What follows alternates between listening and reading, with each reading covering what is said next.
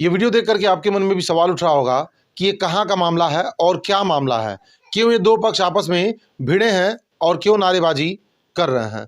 दरअसल गीडा थाना क्षेत्र अंतर्गत पड़ने वाले देईपार निवासी प्रभात पांडे जो कांग्रेस के कार्यकर्ता हैं, बुधवार को लखनऊ में होने वाले कांग्रेस के धरने में शामिल होने गए थे, लेकिन किसी संदिग्ध परिस्थितियों में अस्पताल में उनकी मौत हो गई।